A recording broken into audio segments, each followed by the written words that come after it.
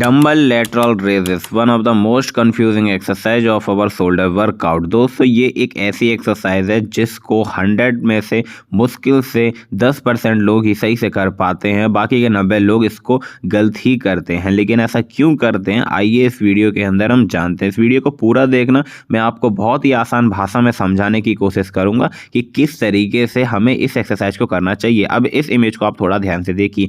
यहाँ पर मेरे दोनों हाथ हवा में हैं, लेकिन क्या मेरे दोनों हाथ सीधे हैं? नहीं, मेरे हाथ एल्बो से हल्के से आगे की ओर झुके हुए हैं। अगर इस इमेज को आप थोड़ा सा ध्यान से देखेंगे तो आपको पता चलेगा कि मेरे हाथ सीधे जरूर है लेकिन एल्बो से हल्के से आगे हैं। ये जो मैंने डायग्राम बना रखा है, आप इसको थोड़ा ध्यान से देखिए। इस वक्त मेरे हाथों की पोजीशन बिल्कुल इसके जैसी है जैसा कि डायग्राम में आपको दिखाई दे रहा है। काफ़ी लोग जो गलती करते हैं सबसे ज़्यादा वो ये होती है कि वो अपने फोर आर्म्स को लिफ्ट करने की कोशिश करते हैं, ना कि अपने शोल्डर को। जबकि ये एक्सरसाइज हमारे शोल्डर के लिए है, तो हमें अपने शोल्डर को लिफ्ट करना है, ना कि फोर आर्म्स को। अगर आप अपने फोर आर्म्स को लिफ्ट करोगे तो आपके शोल्डर पर कोई इंपैक्ट नहीं पड़ेगा, जिसका सीधा सा मतलब है कि फिर ये एक्सरसाइज आपके लिए यूजलेस हो जाएगी। लेकिन इसको करने का क्या सही तरीका है, आइए इसको मैं दूसरे एंगल से आपको समझाने की कोशिश करता हूं। अब इस इमेज को आप थोड़ा ध्यान से देखिए। इस इमेज में आपको क्लियरली पता चल रहा होगा कि जिस तरीके का डायग्राम मैंने आपको पिछली स्लाइड में दिखाया था, बिल्कुल उसी तरीके से मैंने अपने हाथों को लिफ्ट कर रखा है और मेरे जो एल्बो हैं वो हल्के से आगे की ओर झुके हुए हैं। और जिस तरीके और जो डंबल मेरे हाथ में वो बिल्कुल सीधा नहीं है, वो पीछे की तरफ से थोड़ा सा उठा हुआ है। अगर आप थोड़ा सा ध्यान दें तो दोस्तों सबसे बड़ी जो प्रॉब्लम आती है इस एक्सरसाइज को करने में वो यही होती है कि हम अपने फोर आर्म्स को उठाते हैं, ना कि अपने शोल्डर को। जब तक हम अपने शोल्डर से लिफ्ट नहीं करेंगे अपने हाथों को, तब तक कोई इंपैक्ट हमारे शोल्डर पर नहीं पड़ने वाला।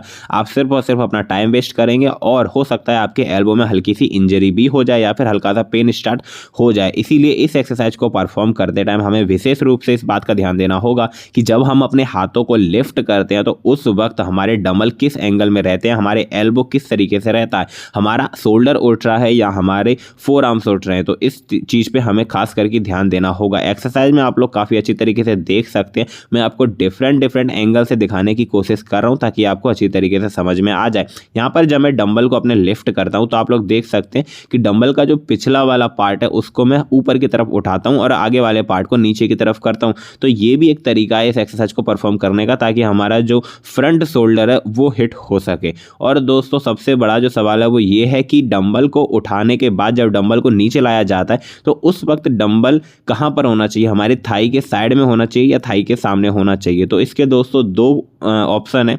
सबसे पहले तो हमारे जो डंबल है वो थाई के सामने होने चाहिए।